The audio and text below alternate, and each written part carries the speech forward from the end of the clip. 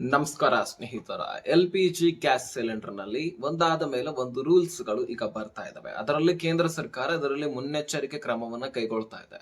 ಯಾಕಂದ್ರೆ ಜನ gas cylinder ನಮ್ಮಲ್ಲಿ ಇಲ್ಲ ನಿಮ್ಮಲ್ಲಿ ಇಲ್ಲ ಅಂತ ಹೇಳ್ಬಿಟ್ಟು 3-4 ಗ್ಯಾಸ್ ಸಿಲಿಂಡರ್ ಅನ್ನ ಮನೆಯಲ್ಲಿ ತುಂಬಿಸ್ಕೊಂಡು ಇಟ್ಕೊಳ್ತಾ ಇದ್ದಾರೆ. ಗ್ಯಾಸ್ ಸಿಲಿಂಡರ್ಗೆ ಯಾವುದೇ ರೀತಿ ಬರ ಇಲ್ಲ, ತಲೆ ಕೆಡ್ಸ್ಕೊಳ್ಬೇಡಿ. ಈಗಾಗಲೇ ಯುದ್ಧ ನಿಂತು ಹೋಗಿದೆ, ಮುಂದೆ ನಡಿಬಹುದು ಅಥವಾ ನಡೆಯದೇ ಇರಬಹುದು. ಆದ್ರೆ ನಮಗೆ ಬೇಕಾಗಿರ್ತಕ್ಕಂತಹ ಗ್ಯಾಸ್ ಅನ್ನ ಇರಾನ್ ಬಿಟ್ಟೇ ಬಿಡುತ್ತೆ. ಇನ್ ಹರ್ಮುಜ್ ಜಲಸಂಧಿಯಿಂದ ನಮ್ಮ ಹಡಗುಗಳನ್ನ ಬಿಡ್ತಾ ಇರ್ಲಿಲ್ಲಲ್ಲ, ಅವುಗಳನ್ನ ಬಿಡ್ತಾ ಇದೆ. ಆಲ್ರೆಡಿ ನಮಗೆ ಸಾಕಷ್ಟು ಗ್ಯಾಸ್ ಸಿಲಿಂಡರ್ ಗ್ಯಾಸು ಬಂದಾಗಿದೆ. ಹೀಗಾಗಿ ನೀವು ವರಿ ಮಾಡ್ಕೊಳ್ಳುವಂತಹ ಅವಶ್ಯಕತೆ ಇಲ್ಲ. ನಾನು ಯಾಕೆ ಇದನ್ನ ಪ್ರಾರಂಭದಲ್ಲಿ ಹೇಳ್ತಾ ಇದ್ದೀನಿ ಅಂದ್ರೆ, ಗ್ಯಾಸ್ ಸಿಲಿಂಡರ್ ನಮಗೆ ಸಿಗ್ತಾ ಇಲ್ಲ, ಗ್ಯಾಸ್ ನಮಗೆ ಇನ್ ಮುಂದೆ ಸಿಗೋದಿಲ್ಲ ಅಂತ ಹೇಳ್ಬಿಟ್ಟು ಸಿಕ್ಕಾಪಟ್ಟೆ ಗ್ಯಾಸ್ಗಳನ್ನ ತುಂಬಿಸಿಕೊಂಡು ಇಟ್ಕೊಳ್ತಾ ಇರುವಂತಹ ಪ್ರಕರಣಗಳು ಸಾಕಷ್ಟು ಕಡೆ ಸಿಕ್ಕಿದಾವೆ. ಹಾಗಾಗಿ ಬನ್ನಿ ಸ್ನೇಹಿತರೆ, ಇದಕ್ಕೋಸ್ಕರ ಸಾಕಷ್ಟು ರೂಲ್ಸ್ ಗಳನ್ನ ಕೇಂದ್ರ ಸರ್ಕಾರ ತರ್ತಾ ಇದೆ. ಹಾಗಾದ್ರೆ ಆ ರೂಲ್ಸ್ ಗಳೇನು, ಯಾರಿಗೆ ಇದು ಅನ್ವಯವಾಗುತ್ತೆ? ಕಮರ್ಷಿಯಲ್ ಗ್ಯಾಸ್ ಹೊಂದಿದಂತ ವರ್ಗ ಅಥವಾ ಮನೆ ಬಳಕೆಯ ಗ್ಯಾಸ್ ಸಿಲಿಂಡರ್ ಗಳಿಗ ಪ್ರತಿಯೊಂದು ಡೀಟೇಲ್ಸ್ ಅನ್ನ ನಿಮ್ ಮುಂದೆ ಇಡುವಂತಹ ಪ್ರಯತ್ನ ಮಾಡ್ತೀನಿ. ಪ್ರತಿಯೊಬ್ಬರು ಕೂಡ ಈ ವಿಷಯವನ್ನ ತಿಳ್ಕೊಳ್ಳೇಬೇಕಾದಂತಹದ್ದು. ಯಾಕಂದ್ರೆ ಪ್ರತಿಯೊಬ್ಬರ ಮನೆಯಲ್ಲಿ ಈಗಿನ ಸಂದರ್ಭದಲ್ಲಿ, ಈ ಡಿಜಿಟಲ್ ಯುಗದಲ್ಲಿ ಪ್ರತಿಯೊಬ್ಬರ ಮನೆಯಲ್ಲಿ ಗ್ಯಾಸ್ ಸಿಲಿಂಡರ್ ಇದೆ. ಹಾಗಾಗಿ ವಿಡಿಯೋನ ಆದಷ್ಟು ಕೊನೆವರೆಗೂ ವಾಚ್ ಮಾಡೋದರ ಜೊತೆಗೆ ಅರ್ಥ ಮಾಡ್ಕೊಳ್ಳಿ. ಬನ್ನಿ ಸ್ನೇಹಿತರೆ, ಈ ವಿಡಿಯೋನ ಮುಂದುವರಿಸೋಣ. ಗ್ಯಾಸ್ ಸಿಲಿಂಡರ್ ಪ್ರತಿಯೊಬ್ಬರ ಮನೆಯಲ್ಲಿದೆ. ಮೊದಲು ನಡೀತಾ ಇತ್ತು, ಸ್ಟೋವ್ ಗಳನ್ನ ಯೂಸ್ ಮಾಡ್ತಾ ಇದ್ರು, ಒಲೆಗಳನ್ನ ಯೂಸ್ ಮಾಡ್ತಾ ಇದ್ರು ಕಟ್ಟಿಗೆಗಳಿಂದ. ಆದ್ರೆ ಈಗ ಮತ್ತೆ ಸ್ಟೋವ್ ಗಳನ್ನ ಯೂಸ್ ಮಾಡುವಂತಹ ಪರಿಸ್ಥಿತಿ ಕೂಡ ಬಂದಿದೆ. ಅದು ನಮ್ಮ ದೇಶದ ಪರಿಸ್ಥಿತಿ ಅಷ್ಟೇ ಇಲ್ಲ, ಈಗ ಸಾಕಷ್ಟು ಕಡೆ ಈ ಗ್ಯಾಸ್ ಆಗಿರ್ಲಿ ಅಥವಾ ಇಂಧನದ ಕೊರತೆ ಆಗಿರ್ಲಿ, ಇದೆಲ್ಲವೂ ಕೂಡ, ತೈಲದ ಕೊರತೆ, ಇದೆಲ್ಲವೂ ಕೂಡ ಇದೆ. ಯಾಕಂದ್ರೆ ಯುದ್ಧ ನಡೀತಾ ಇದೆ, ನಿಮಗೆ ಆಲ್ರೆಡಿ ಗೊತ್ತಿದೆ. ಇರಾನ್ ಜೊತೆಗೆ US ಹಾಗೆ ಇಸ್ರೇಲ್ ನ ಮಧ್ಯದಲ್ಲಿ ಯುದ್ಧ ನಡೆಯುವುದರ ಕಾರಣಕ್ಕಾಗಿ ಅಲ್ಲಿ ಯುದ್ಧ ಬರೀ ಸೈನ್ಯದ ಜೊತೆಗೆ ಅಥವಾ ಯಾವ ವಾಯುಪಡೆಗಳ ಜೊತೆಗೆ ಅಥವಾ ನೌಕೆಗಳು ಇರ್ತಕ್ಕಂತಹ ಸ್ಥಳಗಳಲ್ಲಿ ಯುದ್ಧ ನಡೀತಾ ಇಲ್ಲ, ದೇಶದ ಬಂಡವಾಳದ ಜೊತೆಗೆ ಯುದ್ಧ ನಡೀತಾ ಇದೆ ಅಂದ್ರೂ ತಪ್ಪಾಗ್ಲಿಕ್ಕಿಲ್ಲ. ಯಾಕಂದ್ರೆ ಇರಾನ್ನ ಏನ್ ಮಾಡ್ತಾ ಇದೆ, ಈ ಕಡೆ ಇಸ್ರೇಲ್ ಹಾಗೂ US ಏನ್ ಮಾಡ್ತಾ ಇದೆ, ಆ ದೇಶದ ಬಂಡವಾಳ ಏನಪ್ಪಾ ಅಂದ್ರೆ ಇಂಧನ, ತೈಲ.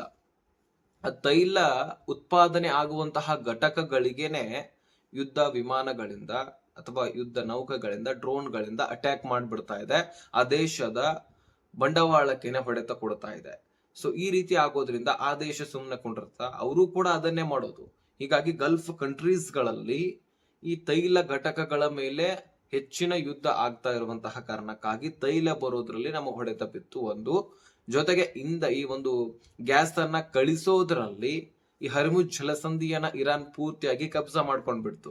ಆ ಒಂದು ಜಲಸಂಧಿಯಲ್ಲಿ ಯಾವುದೇ ಒಂದು ಹಡಗು ಹೋದ್ರು ನಾವು ಉಡಿಸ್ ಮಾಡ್ತೀವಿ, ನಾವು ಎಚ್ಚರಿಕೆ ವಹಿಸ್ತಾ ಇದೀವಿ, ಮುನ್ನೆಚ್ಚರಿಕೆ ಹೇಳ್ತಾ ಇದೀವಿ, ಯಾವುದೇ ಹಡಗು ಅಲ್ಲಿ ಹೋಗ್ಬಾರ್ದು. ನಮ್ಮ ಹಡಗುನು ಕೂಡ ಒಂದು ಸಾರಿ ಬ್ಲಾಸ್ಟ್ ಮಾಡಿದ್ರು. ಅದಾದ ಬಳಿಕ ಮೋದಿಜಿ ಅವರ ಜೊತೆಗೆ ಇರಾನ್ ಅಧ್ಯಕ್ಷರ ಜೊತೆಗೆ ಮಾತುಕತೆ ಆಯ್ತು.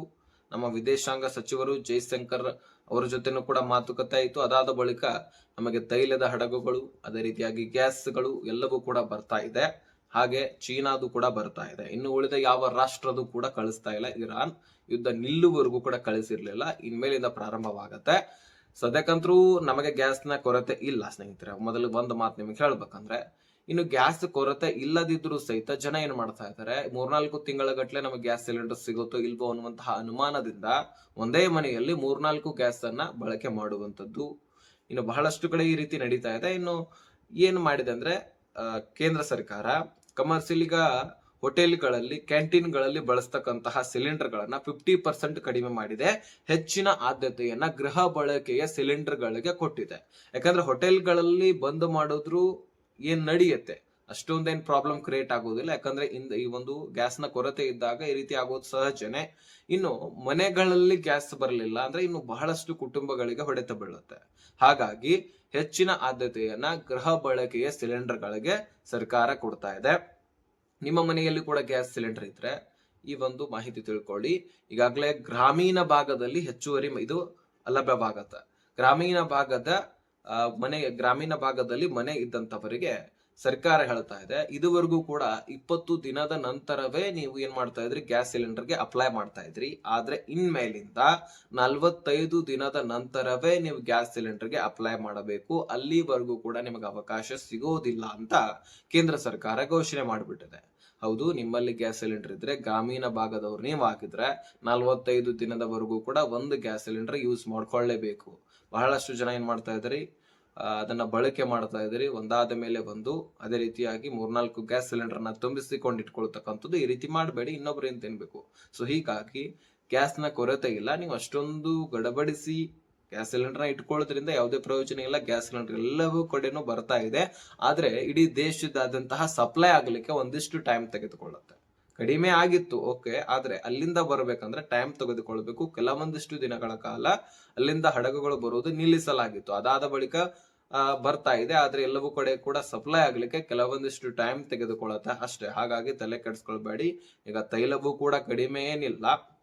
ರಷ್ಯಾದಿಂದನೂ ಕೂಡ ಕಚ್ಚಾ ತೈಲ ಸಿಗ್ತಾ ಇದೆ. ಇಲ್ಲಿ ಬಂದ ಬಳಿಕ ಅದು ತೈಲ ಆಗಿ ಕನ್ವರ್ಟ್ ಆಗಿ ಎಲ್ಲ ಕಡೆನೂ ಕೂಡ ಸಪ್ಲೈ ಆಗುತ್ತೆ. ಹೀಗಾಗಿ ಒಂದ್ ಸ್ವಲ್ಪ ಟೈಮ್ ತಗೊಳುತ್ತೆ. ಅದಕ್ಕೆ ನಾವು ಕೂಡ ಸಹಕರಿಸಬೇಕು, ಸರ್ಕಾರದ ಜೊತೆಗೆ ಕೈ ಜೋಡಿಸ್ಬೇಕು. ನಮ್ಮ ಸರ್ಕಾರದ ಏನ್ ತಪ್ಪಿಲ್ಲ, ಬೇರೆ ದೇಶಗಳ ನಡುವೆ ಯುದ್ಧ ಆಗ್ತಾ ಇದೆ, ಅದರಿಂದ ಒಂದಿಷ್ಟು ಹೊಡೆತ ಬೀಳ್ತಾ ಇದೆ ಅಷ್ಟೇ.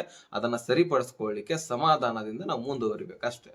ಸೊ ಮೋದಿಜಿ ಅವರು ಈಗಾಗಲೇ ಆಲ್ರೆಡಿ ಎಲ್ಲ ಸಿದ್ಧತೆ ಮಾಡ್ಕೊಂಡಿದ್ದಾರೆ. ಆಲ್ರೆಡಿ ಎಲ್ಲ ಕಡೆನೂ ಕೂಡ ಗ್ಯಾಸ್ ಸಿಲಿಂಡರ್ ಸಪ್ಲೈ ಆಗ್ತಾ ಇದೆ. ವರಿ ಮಾಡ್ಕೊಳ್ಬೇಡಿ. ಇನ್ನು 45 ದಿನ ಏನಿತ್ತಲ್ವಾ, ಅದು ಕಡಿಮೆ ಕೂಡ ಆಗತ್ತೆ ಎಲ್ಲ ಕಡೆನೂ ಕೂಡ ಸರಿ ಆದ ಮೇಲೆ, ಓಕೆನಾ.